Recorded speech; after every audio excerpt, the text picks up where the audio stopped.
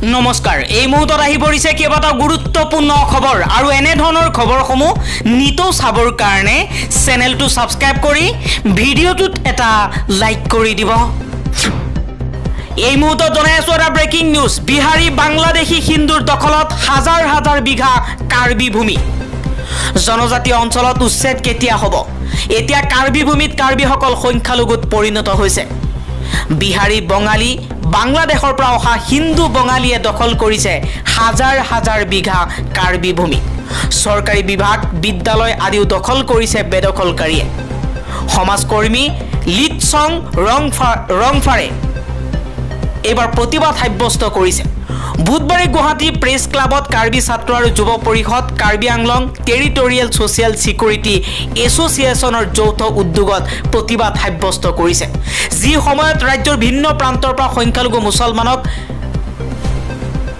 উচ্ছেদ চলাইছে সেই সময়তেই কাৰ্বি আংলঙৰ বিহাৰী বঙালী সম্প্ৰদায়ৰ লোকে হাজাৰ হাজাৰ বিঘা ভূমি দখল কৰাৰ অভিযোগ উত্থাপন হৈছে পৰৱৰ্তী খবৰ মুছলমানক মিয়ালেণ্ড নালাগে লাগে মাথো অধিকাৰ আৰু মুছলমানৰ প্ৰাপ্য লাগে মিয়ালেণ্ডৰ দাবীক সমৰ্থন নকৰে নেমছুৰ সভাপতি বদৰুল ইছলামে কৈছে যে যিজনে মিয়ালেণ্ডৰ দাবী কৰিছে তেওঁৰ পক্ষত আমি নাই আমি এইখন অসমত জন্ম লৈছো আৰু এইখন অসমতেই অসমীয়া হিচাপে মৃত্যুক আকোৱালি লম কিন্তু আমি কোনো মিয়ালেণ্ডৰ সমৰ্থক নহয় আমাক নিজৰ অধিকাৰৰ পৰা বঞ্চিত কৰিলে আমি প্ৰতিবাদ সাব্যস্ত কৰিম মিয়াসকলক মুছলমানসকলক আজি নিজৰ মাটিৰ পৰা উচ্ছেদ কৰা হৈছে বিভিন্ন প্ৰান্তত মুছলমানৰ ওপৰত অত্যাচাৰ কৰা হৈছে তাৰ বিৰুদ্ধে প্ৰতিবাদ সাব্যস্ত কৰিম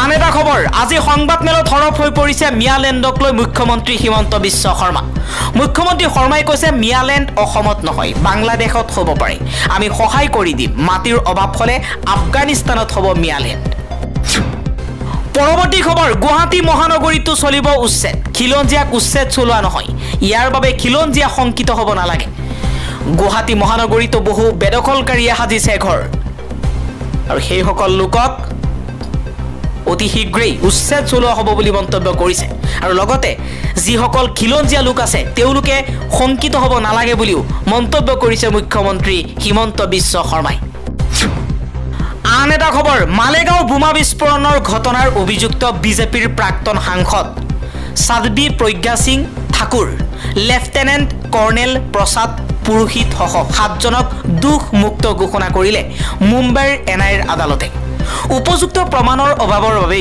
দোষমুক্ত ঘোষণা কৰিছে আদালতে 2008 চনৰ 29 ছেপ্টেম্বৰত মহাৰাষ্ট্ৰৰ মালেগাঁও বোমা বিস্ফোৰণত 6জন লোক নিহতৰ লগতে আহত হৈছিল 100 জনতকৈও অধিক লোক আন এটা খবৰ উৰিয়াম ঘাটৰ ৰেংমা বনা অঞ্চলত তৃতীয় দিনাও উচ্ছেদ অভিযান পুৱা 9:30 বজাৰ পৰা উচ্ছেদ অভিযান আৰম্ভ কৰিলে বন বিভাগে আজি ৰেংমা বনা অঞ্চলৰ 5টাকৈ স্থানত চলিছে উচ্ছেদ খেৰবাৰীত 128টা আৰু আনন্দপুৰত 90টা ঘৰ উচ্ছেদ কৰিছে প্ৰশাসনে শ জোপা তামোল গছ কাটিলে বন ভূমি মুক্ত কৰিলে উচ্ছেদকাৰী দলে পৰৱৰ্তী খবৰ বাৰে বাৰে প্ৰমাণ হৈছে আৰক্ষীৰ মিথ্যাচাৰ নন্দিনীয়ে দুৰ্ঘটনা সংঘটিত কৰাৰ পিছতেই ঘটনাস্থলীলৈ আহিছিল আৰক্ষী চিচিটিভি ভিজুৱেলৰ পিছত এইবাৰ এখন ফটোৱে প্ৰমাণ কৰিছে সেই কথা য'ত দেখা পোৱা গৈছে আৰক্ষী খুদ সমীউল আৰু নন্দিনী কাশ্যপে যিখন ঠাইত দুৰ্ঘটনা সংঘটিত কৰিছিল যিখন ঠাইত নন্দিনী কাশ্যপে সমীউলৰ স্কুটিত প্ৰচণ্ড জোৰেৰে আক্ৰমণ কৰিছিল খুন্দিয়াইছিল সেই দৃশ্য প্ৰত্যক্ষ কৰিছিল আৰক্ষীয়ে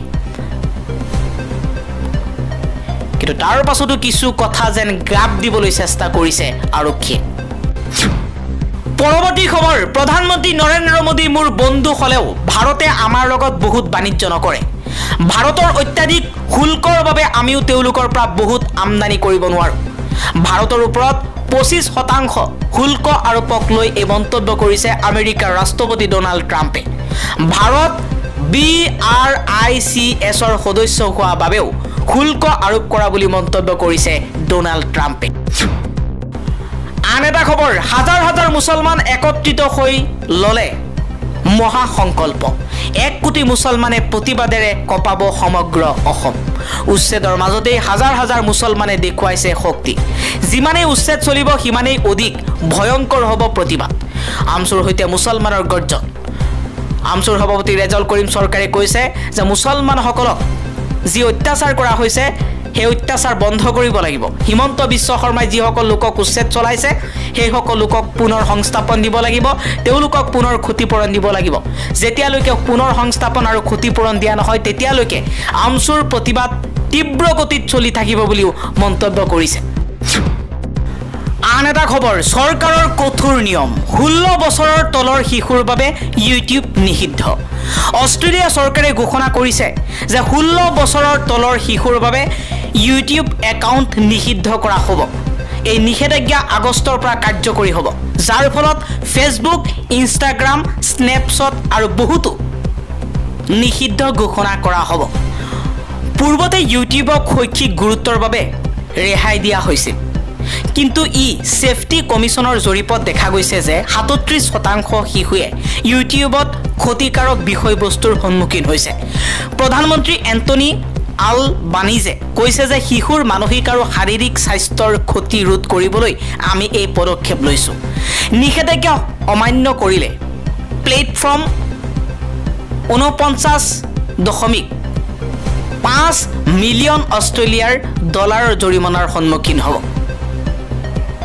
ইউটিউবে এই সিদ্ধান্তক অপ্ৰত্যাশিত বুলি সমালোচনা কৰিছে, কিন্তু শিশুসকলৰ বাবে ইউটিউব কিডছ প্লেটফৰ্ম এতিয়াও মুক্ত থাকিব। আন এটা খবৰ, নন্দিনী কাণ্ডক লৈ প্ৰথম প্ৰতিক্ৰিয়া মুখ্যমন্ত্ৰী হিমন্ত বিশ্ব শৰ্মাৰ। নন্দিনী কাশ্যপৰ গাড়ীৰ খুন্দাত মৃত্যু হৈছিল ছামিউলৰ। ৰাজ্যজুৰি কেৱল নন্দিনীৰ চৰ্চা, ৰাইজৰ মৰমেৰে হৈছিল জনপ্ৰিয়। এতিয়া নন্দিনীৰ কাণ্ড দেখি হতবাক সকলো। নন্দিনী কাণ্ডক লৈ মুখ খুলিলে মুখ্যমন্ত্ৰী হিমন্ত বিশ্ব শৰ্মাই। মুখ্যমন্ত্ৰী হিমন্ত বিশ্ব শৰ্মাই কৈছে, গুৱাহাটীৰ হিট এণ্ড ৰানৰ ঘটনাটোত সেই নিশা যদি অভিনেত্ৰীগৰাকীক গ্ৰেপ্তাৰ কৰা হ'লহেঁতেন, লগে লগে জামিন দিব লাগিলেহেঁতেন। আৰক্ষীয়ে সকলোখিনি কৰি আছে। মুখ্যমন্ত্ৰী হিমন্ত বিশ্ব শৰ্মাই কৈছে, আৰক্ষীয়ে কৌশলগত স্থিতি লৈছে। ৰাইজে ভবা আৰু আৰক্ষীয়ে কৰাৰ মাজত পাৰ্থক্য থাকে, কিন্তু উদ্দেশ্য একে। দুদিনৰ আৰক্ষীৰ জিম্মাত আছে নন্দিনী কাশ্যপ। জামিনৰ বাবে আবেদন কৰিছিল নন্দিনী কাশ্যপে, কিন্তু নন্দিনী কাশ্যপৰ জামিন আবেদন নাকচ কৰিছে আদালতে। অৰ্থাৎ শুকুৰবাৰলৈ পাণবজাৰ মহিলা থানাতেই কটাব লাগিব নন্দিনী কাশ্যপে। পৰৱৰ্তী খবৰ, মিয়ালেণ্ডৰ উচ্ছেদিতৰ বাবে চৰকাৰে নিৰ্মাণ কৰিছে আশ্ৰয় শিবিৰ। সৰুপথাৰত চৰকাৰে নিজেই ব্যৱস্থা কৰিছে আশ্ৰয় শিবিৰৰ। স্থানীয় ৰাইজৰ আপত্তিৰ পাছতো চৰকাৰে নিৰ্মাণ কৰিছে আশ্ৰয় শিবিৰ। যদি উৰিয়ামঘাটৰ এইসকল লোক অবৈধ লোক, তেতিয়াহ'লে এই লোকসকলৰ বাবে কিয় নিৰ্মাণ কৰা হৈছে আশ্ৰয় শিবিৰ? চৰকাৰৰ এই সিদ্ধান্তক লৈ প্ৰশ্ন উত্থাপন হৈছে। অবৈধ সন্দেহযুক্ত বেদখলকাৰীয়ে যদি পুনৰ সংস্থাপনৰ ব্যৱস্থা কিয় কৰিছে?